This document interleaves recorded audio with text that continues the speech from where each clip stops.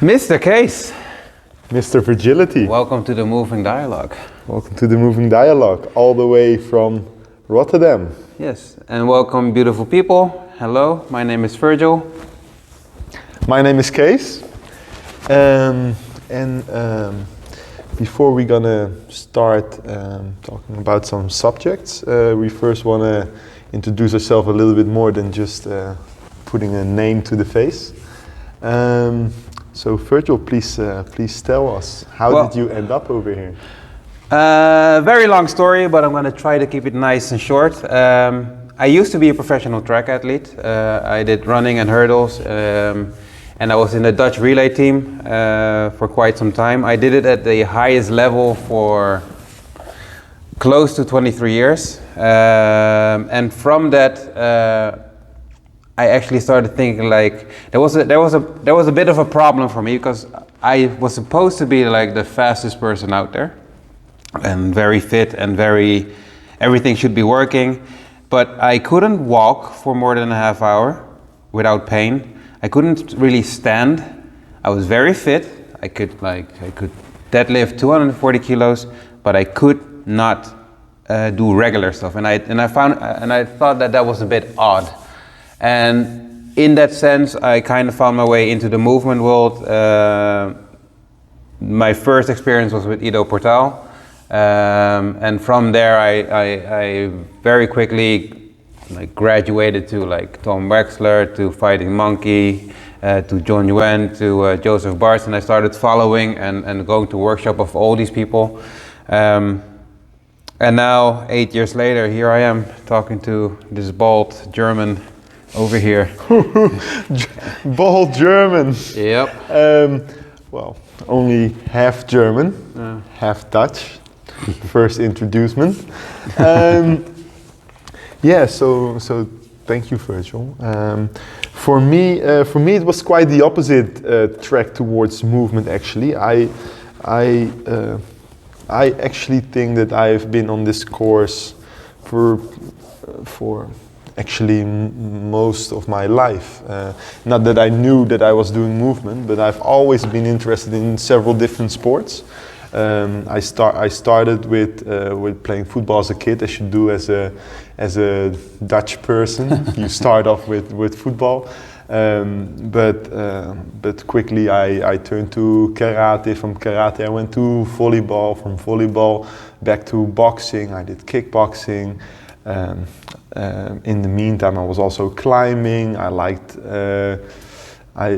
all the different sports, such as handball. I even did some flag football, which is the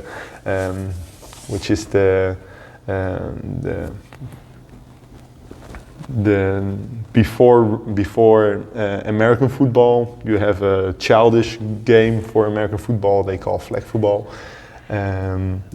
It's like American football without aggression.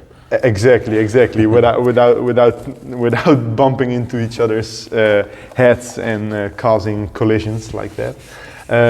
But it was a bit soft for my taste, so I went back to wrestling, Brazilian Jiu-Jitsu, MMA, and I've always been super passionate about the fighting sport, about the fighting styles of sport, but I'm also like I said, I never stopped with practicing climbing and those things, and as I then came across also Ido Portal, the famous and infamous Ido Portal, I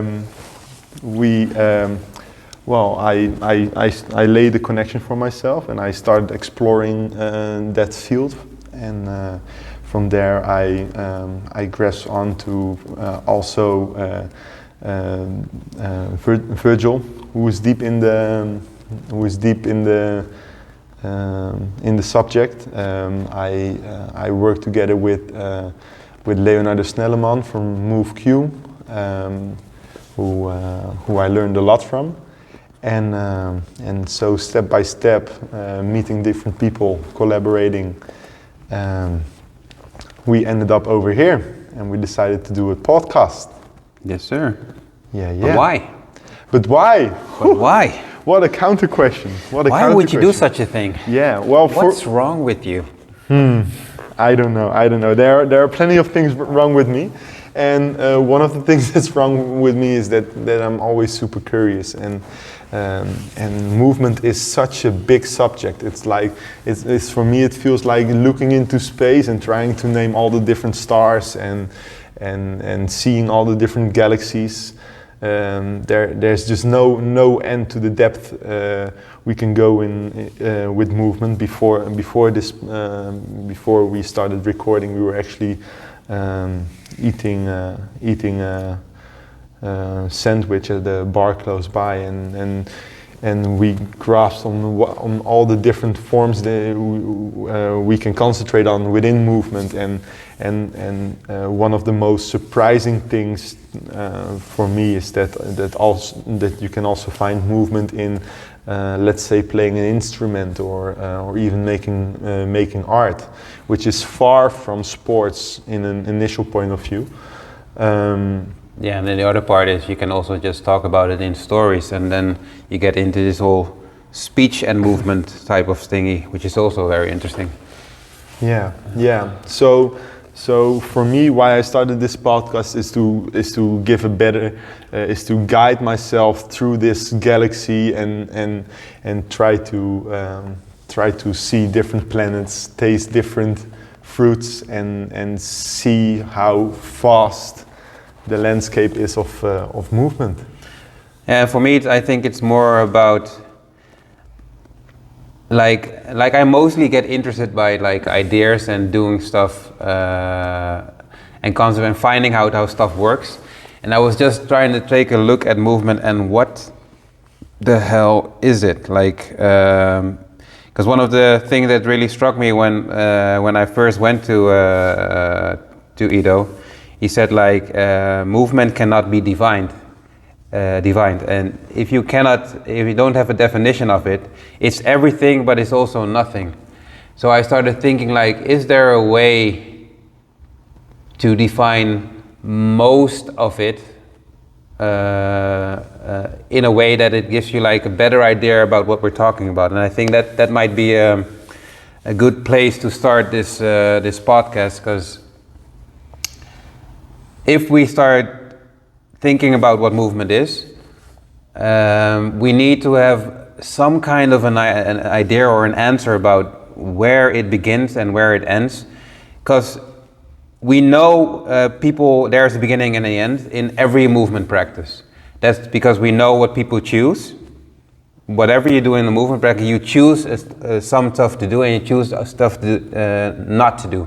So that's already like a bit of a hierarchy. You're as soon as you choose what you're going to do, you also chose what you're not going to do. So there's a hierarchy there. And I think it would be nice to start off like this talk about movement is, where does it end and where does it start? Because in a sense, like this is movement, but you will probably not be doing this like for 2 hours in any movement practice, or maybe you would, I don't know. Like I haven't been to any such movement workshops. If you're into playing piano, that might be a very interesting. But then it's just playing piano. Mm-hmm. So, well, just playing piano as part of a movement practice could be. Well, if I'm training, and I'm training on for example my boxing skills as a part of a broader picture, then I could be just training boxing as a part of my whole movement practice. So to say that just playing piano and you're not doing movement, I think is the wrong way to go there. I would agree. Like there's like a perspective. I think the perspective is, if I watch from, let's say you want to do boxing, and I watch from boxing to movement, that's one perspective, and then you have the perspective from movement towards boxing, which is a different perspective. But what you usually see, to give you like an idea, I've done many sports, and I've been into many of the when I train professional athletes. When I step into their sports, I can also start seeing what makes the sport tick. I'm talking in general, of course. I'm not talking about specific places. I'm just talking like in general. You get like a general sense.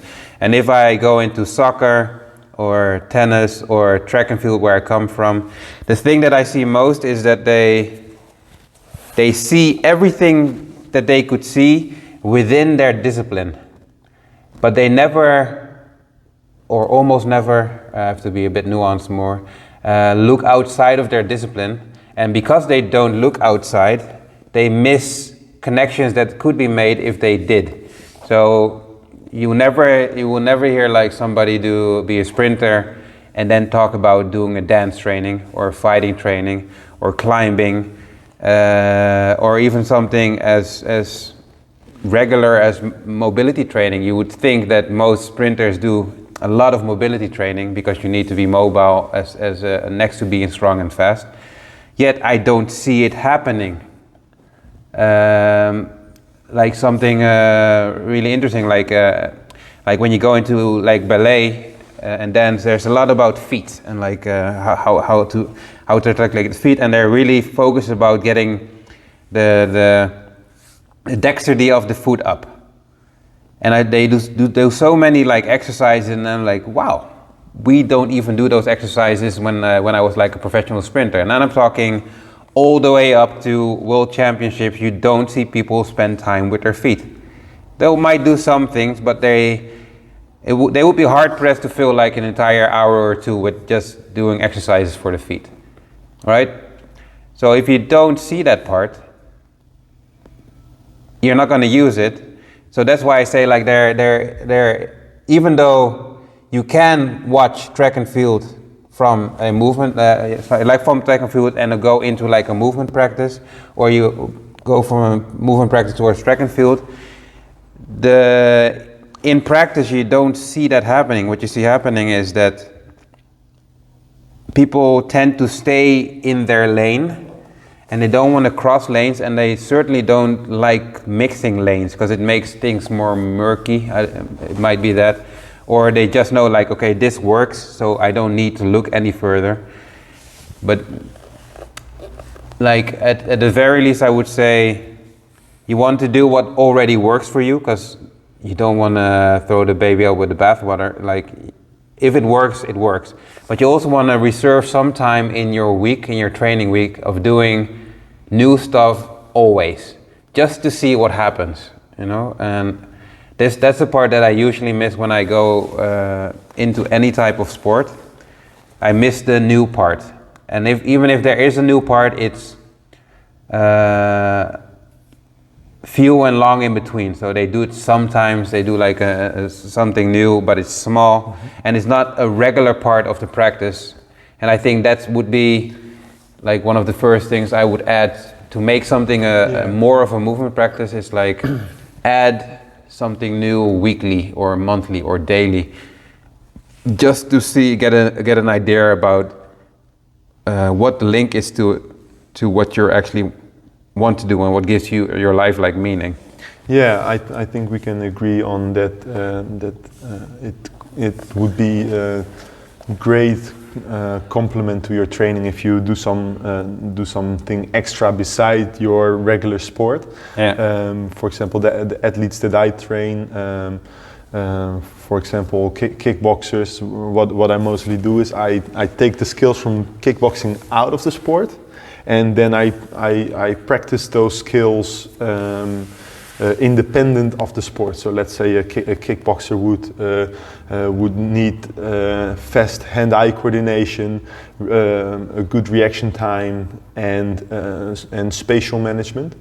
I would take, for example, spatial management out of the sport and train that indirectly. So when you put it back into the sport, they have a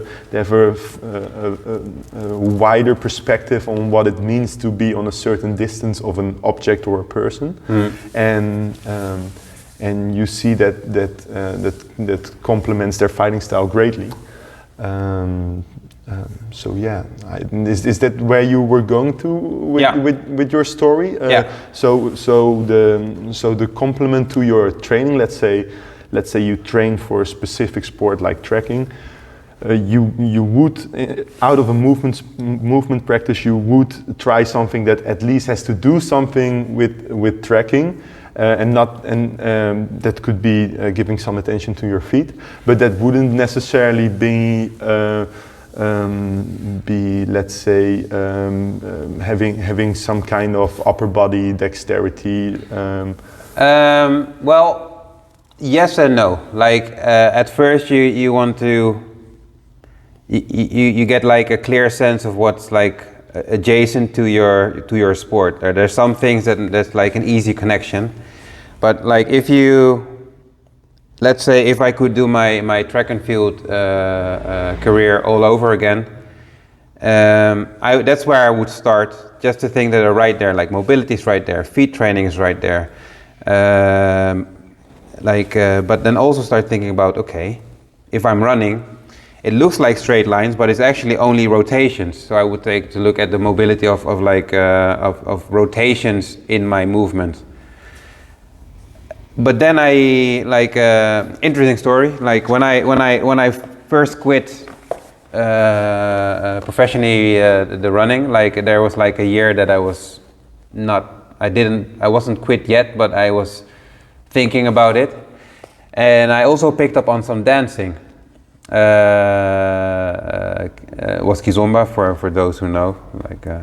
But what was interesting was that has nothing to do with track and field, or so I thought. But what the coach started saying, like, hey, I see like your hips are getting more loose and you're running like more relaxed because of that. And I was like, that's interesting. And then if you started thinking about it, I gave a workshop about it when I was just starting out. I called it the invisible. You have to train the invisible, because I didn't know I was very tight in my hip area, so I didn't train it because I didn't see it. And the feet was also part of that, and also the iliopsoas, the muscles that like lift up your knee. Because you don't see them very much, you don't look at them, you don't train it. But then when you start looking at them, you see like there's like a whole ecosystem of things that can go better. So if you just start looking at it, then it becomes more real in a sense. And you don't know until you actually start doing it.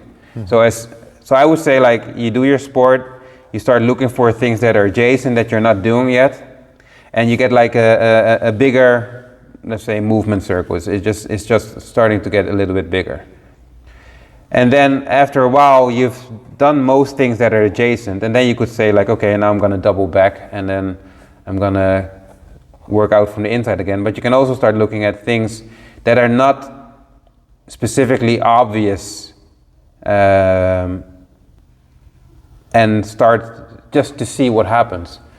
And I think in doing that, be it a positive result or also like a negative result, then you at least get way more information than you would if you would not do that. And then you might start getting like a link to and get better at stuff that most people are not thinking about. So you get an edge over your competition if you do something that they don't know is beneficial to your sport, because it's so far out that you don't realize it has a connection. Mm-hmm. So at first I would say yes, of course, you do everything that's adjacent to your sport, and then after that you can start looking further and further away. And to know what's further and further away, I think this might be a good like segue into the next topic of movement. Is if you don't know what types of movement are possible, how can you train it? How can you like see what's next if you don't even know what's in it? Like this is a problem me and my business partner Erin Maaswinkel we've been talking about this for almost 5 years. If you can't define it, I can't aim at it properly. Like if I want to aim, I need to see what am I aiming for. Mm-hmm. So I think the first question is, can we define, give like an answer to what movement is, what's in it, and even if it's not fully, even if it doesn't take everything in, can we give a good enough answer for now? And I think that might be a good place to start. So for you, if you think about what movement is, could you try to like find like a definition for it? For me, what movement is for me the answer rather is what am I trying to achieve? And what I'm trying to achieve is to become a more versatile user of my body. So, for example, as I was younger, before I had any contact with movement, my goal was always to have a decent speed at the 5 kilometers. Also be able to swim for like an hour, and at the same time have some muscle so that I could would feel fit. That definition starved out a little bit over time as I got to know more. And some other subjects would come into the equation, like dexterity in my body, awareness, having a more peaceful view at problems that are being thrown at me, reaction time. And for me, it's just working on your own body, on your own mind, in a way that enhances your performance in a physical aspect. That's movement for me. All right. And you spoke of like, so it's like in a sense like what gives meaning to your life. That's what you're trying to specify with what movement is. But let's now take the even bigger question. So you just specified your meaning in movement, or your movements of meaning, whatever. Like you say, like I'm paraphrasing here a little bit, but you want to give. You find some things important, so they have meaning for you, and because of that, you make choices in what movements you do. Mm-hmm. And that's you. And now say we have like case number 2 and case number 3, and they're all like slightly different people, and they go from one end to the other end, and all those different people all have like kind of different meaning of what movement is for them. I think that's part of the problem. So can we find like a definition that's true across all those people, all those slightly different people who have like a slightly different meaning for what movement is, or what gives them meaning? Yeah. So one of the things that I just said or tried to say was to be able to enhance your body, to level up, let's say, in whatever skill that's needed. So I think that across the board, all the movers want to get better at something, and that something is probably not math. Maybe it is math, but mostly it's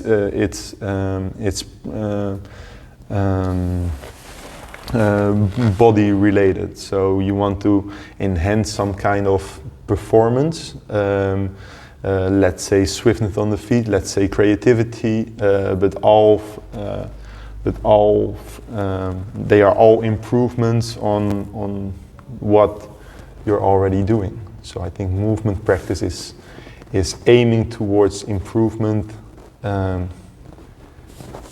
for everybody.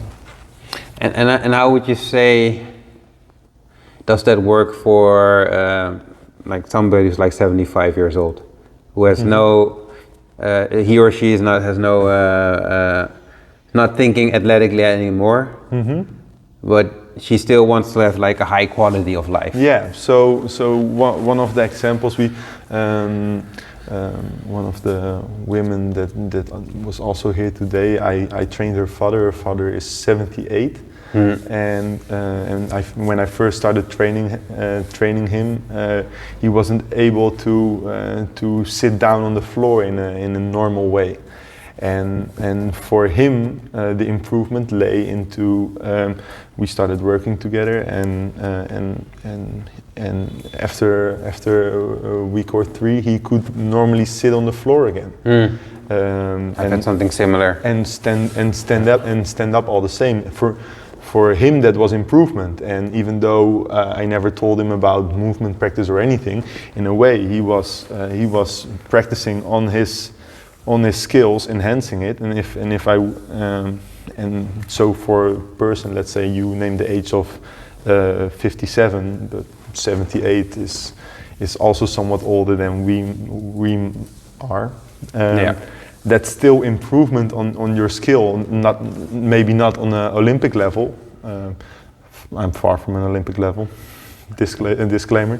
But something funny about that part. I had a discussion with my business partner Erwin about this question, and he said like, "Well, I am nothing on the level like Usain Bolt," and I was like, "I don't think you see that correctly, because he's training very hard and very smart, I must say, but he's doing like lots of effort to get better." And I don't think he's doing less effort or more effort than Usain Bolt is. Usain Bolt is just more skilled in one particular thing. And that's why he gets paid for it. But like there's peak performance, and there's peak performance that and you get paid for it, and there's peak performance that you don't get paid for it. I know people who do like marathons, and they run 4 hours, but they came from 6. They are doing peak performance. They are professional athletes. They're just not getting paid for it, but they're doing like similar work. So even though you're not like me being Olympian, I did nothing really special to get there. I trained consistently. I did some work. But I was inherently always fast. It's just my parents gave me something. It's like they gave me some DNA, and made me that DNA made me fast. And because I was already fast, I could get slightly faster. But everyone can get slightly faster. But there's many people that train just as much as I do. They just because they don't have the genetic predisposition to go where I went. I'm not training like harder. So something that I wanted to talk about before we started this recording, and I wasn't sure if we would get here, but I'm glad you brought up the topic, was about talent. Would you say you are talented in sprinting, trekking? Specifically in that type of sports. So any sports where there's not many different ways of solving the puzzle, the less ways there are, the more physical attributes become important. So in sprinting, it's only 100 meters, it's only 10 to 11 seconds. There's not many ways to solve that puzzle. Either I'm fast or I'm not. So in that sport, you're only gonna get there if you're fast. I like that point of view. But if I go to soccer or BJJ or even something as weird as, it might be a weird thing to think about, but a longer distance, the longer the distance, the more ways to solve it. So there's many ways of running a marathon. Either you have high pace and you go slow, or you have a nice steady state, or there's more ways of physically finding the adaptations for running a marathon than running a really fast marathon and running a really fast sprint. So when you play soccer, the skills are very important. The physical attributes, of course, they help a lot. Like if you're fast, it helps everywhere. If you're strong, it definitely helps you in BJJ. But that being said, you don't need to be faster than and stronger than me to win, to make me lose at soccer. You can have better skills. If you have better skills with the ball, you will probably beat me, even though I'm faster and I'm stronger and whatever. It doesn't really matter. It's just it depends on what sport. And if you start thinking about it, like what's the name, Michael Phelps in swimming, he's a genetic freak. Like his entire body is like he's like 3 steps away from being a mermaid. He has like a span width of like 230, big hands, 50 shoes, and he's built for swimming. Then he has like a VO2 max that's through the roof, so he doesn't need to breathe at all, like for several months. It doesn't matter what he does in water, he will probably beat you at his first go. Doesn't matter what stroke it is, breaststroke. That's why he had like so many gold medals. Like he's a freak. And I would say like Usain Bolt is similar. Like he ran faster at 15 than I ever ran in my entire career. Like, and that's like I think now looking back, I think I could have been faster because now I just know more. But I can never ever beat Bolt unless he has a really shitty day. But I mean like injured shitty day, and then maybe I can kind of beat him. But there's people who have that same part with me. Yeah. Like they couldn't beat me unless I'm like really shitty that day, and they are really really good that day. But in like BJJ or boxing or anything skill based, you can beat like somebody who's physically way better than you. Yeah. So coming back to the question, talented is a huge component. The less complex a game is. Yeah. And can you so in essence you also can't overcome talent as a physical attribute. If we're talking about let's go back to the sprinting analogy. So they have like a saying there, hard work beats talent if talent doesn't work hard. It's very interesting because in the beginning there's talent. There's people who are young people come up, they're very talented and they start beating everyone because they have a better machine, a better body that works for them. But the most interesting part about that is that usually, because that starts happening really early, as it did with me, the mindset of losing is less cultivated. So there's not many talented people that train like the people who are always second. Because there's people who are always second, and then they keep working because they see that they're very close because they have similar talent. They're just barely like they keep losing. They're second, they're third, they're second. Sometimes they win, but there's always this one guy who's so extremely talented. And then at 18, you go to the seniors, so you get to the older people, and then suddenly talent ain't shit anymore, because everyone has talent. And they already worked hard, and they did it longer than you did. So you come there, and then you see a lot of talented people quit around that age because they can't cope with the fact that now they're in the bottom of the pecking order. They're losing. And you see like the people who were second and who were like fighting, you see them go really, really far. I've seen like one of my best friends, Eugène Martineau. He's a 2 times Olympian, but he was not the guy who was winning in the youth. He was very talented. Yes, he was very talented. He was very strong, but he wasn't winning yet. And then he just kept on working and working and working, and then suddenly, or not suddenly, he's Olympic material, and then he goes to the Olympics again. And most people don't make the Olympics, and he did it twice. Yeah. And then you have many, many talented people who were in front of him, who you've never heard of because they quit at a certain time. Of course, I'm generalizing a little bit, but usually what you can see, you have talent. Talent will bring you far, especially in the youth. But then if they don't cultivate failure, then usually they get a hard time as soon as the talent runs out.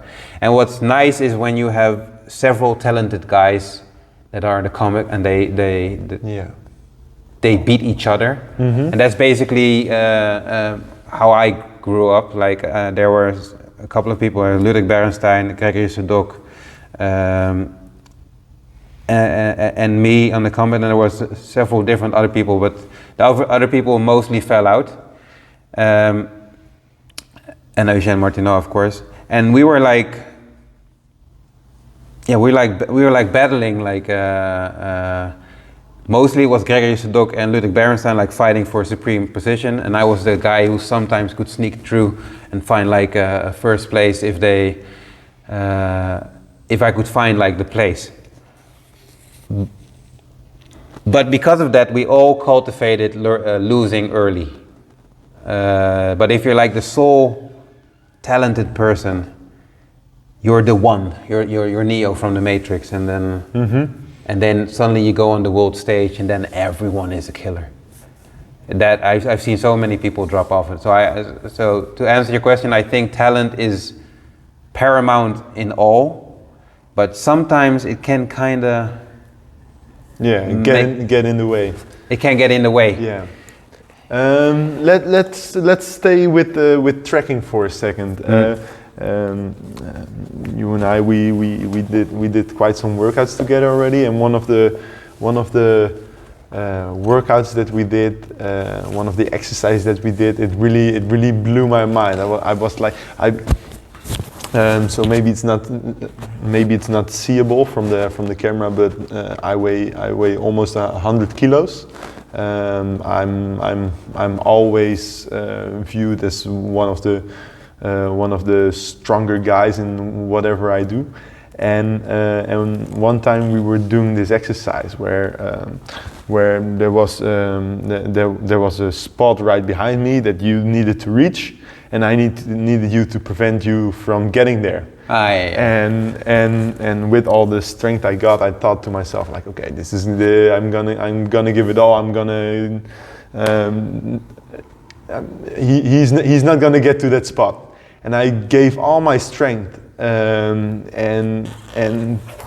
to my surprise, it felt like I was doing nothing. I really felt like a child trying to fight off an adult.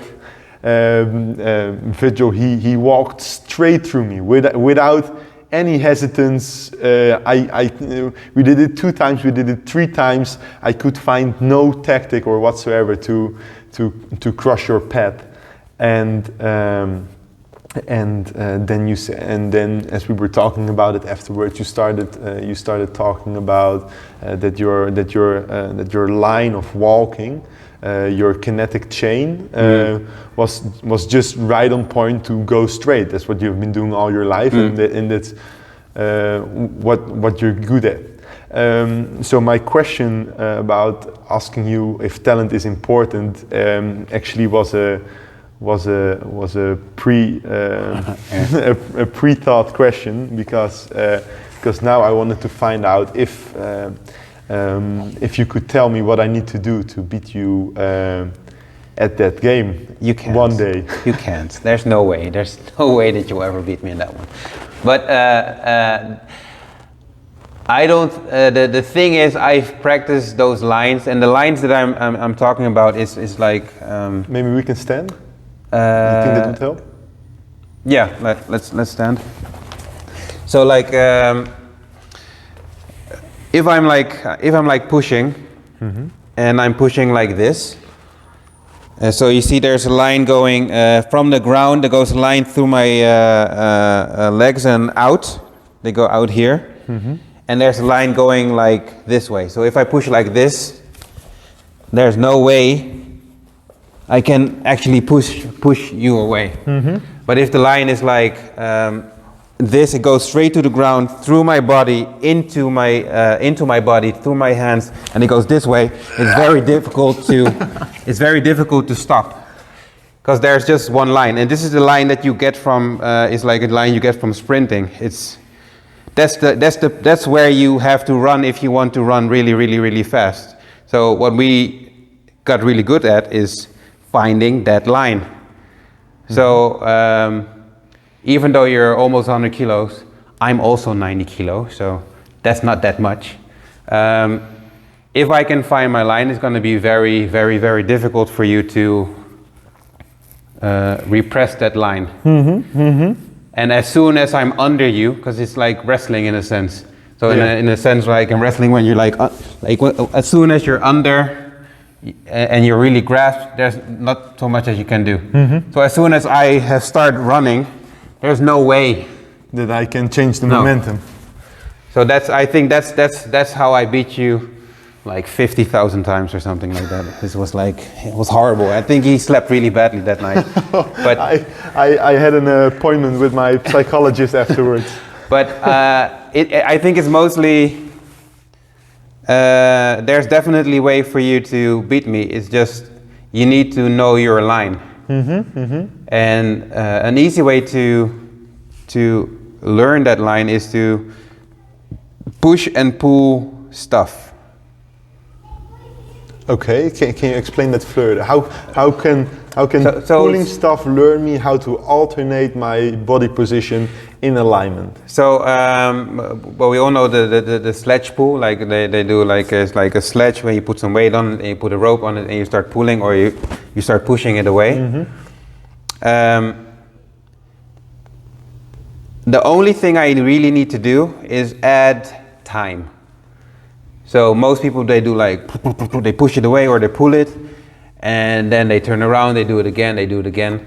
But there's no knowledge of result, because there's no timing. There's no measurement. But if you do the same task and I tell you, you're gonna do this for a year, you're gonna do this like 5 to 10 times a week, you're gonna push this sledge from A to B, and A to B is always the same distance, and the ground is always the same ground.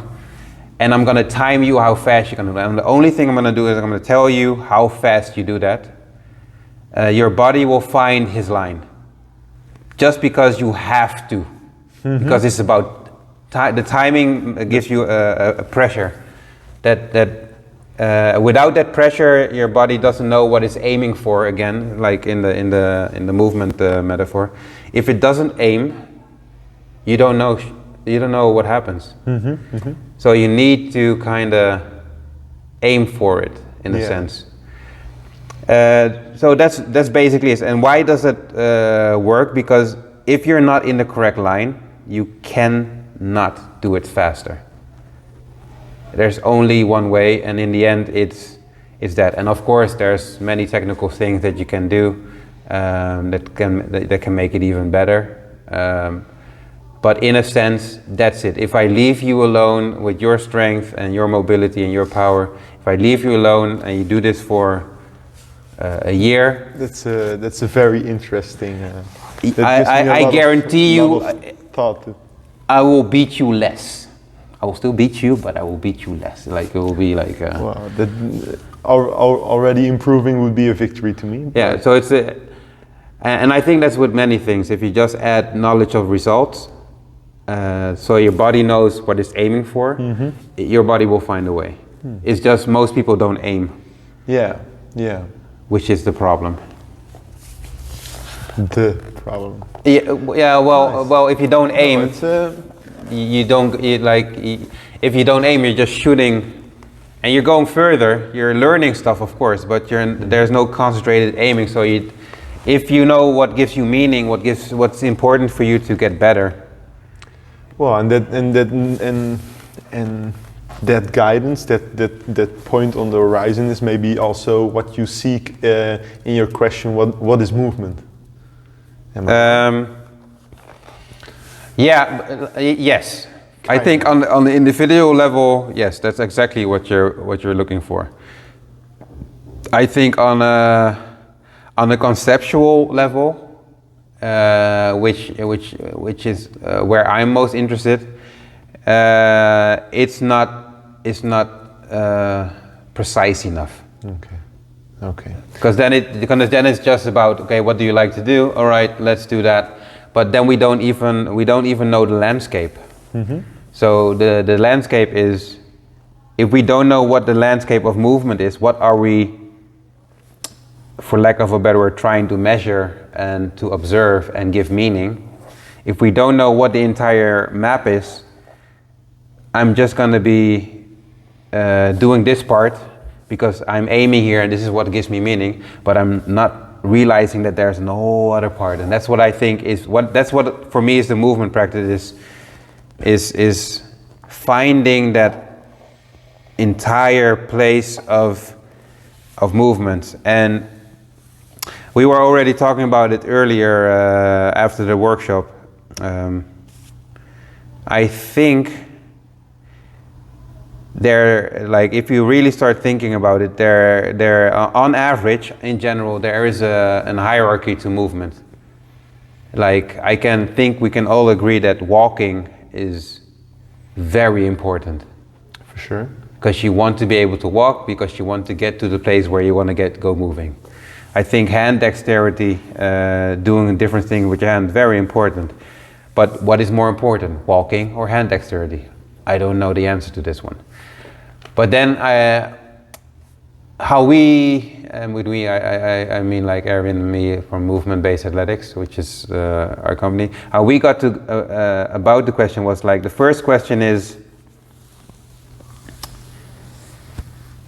so we have a part of movement that is just human movement. And with human movement, it's just stuff we do every day. It's walking, it's getting out of bed, it's putting the cup in the cupboard, it's getting from the cupboard, it's kneeling down, doing something on the floor, walking up a hill or some stairs. It's just the things that we need to have like a regular type of life.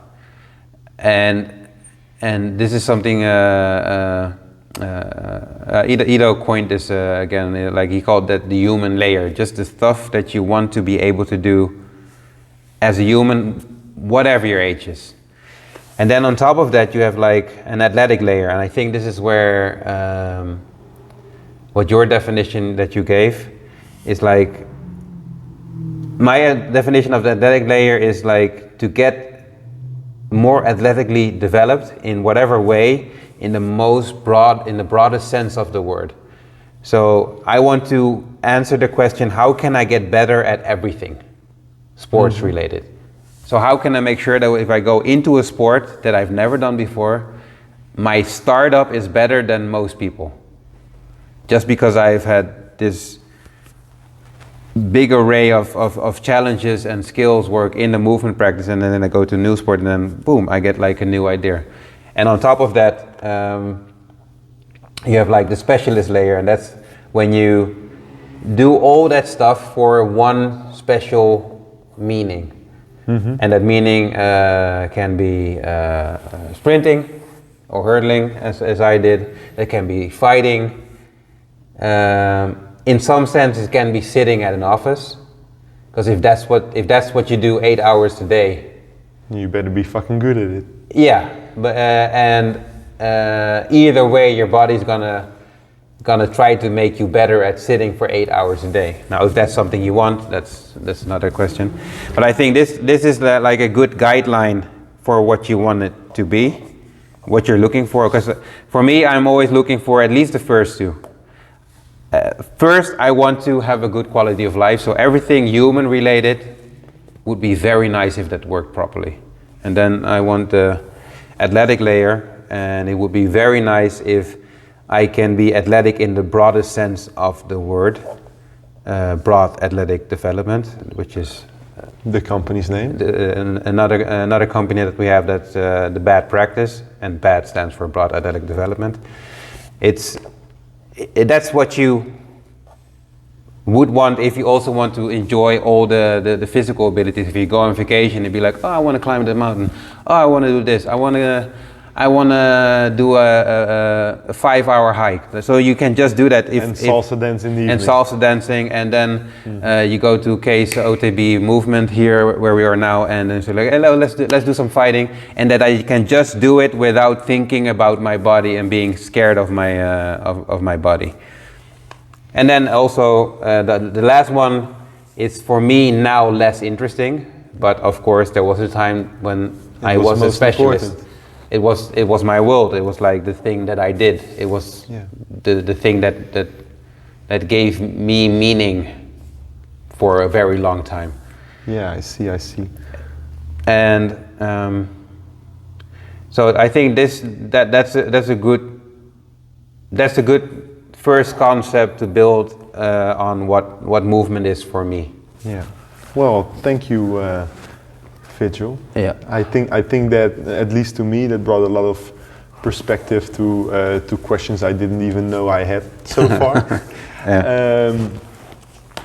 So I would say we did 52 minutes by now. Quite a lot. This way, if you like this, we would come back monthly. We will try to do an episode every month, at least for the foreseeable future, and see how it goes. Every time, either I will be there, Virgil will be there most of the time. We have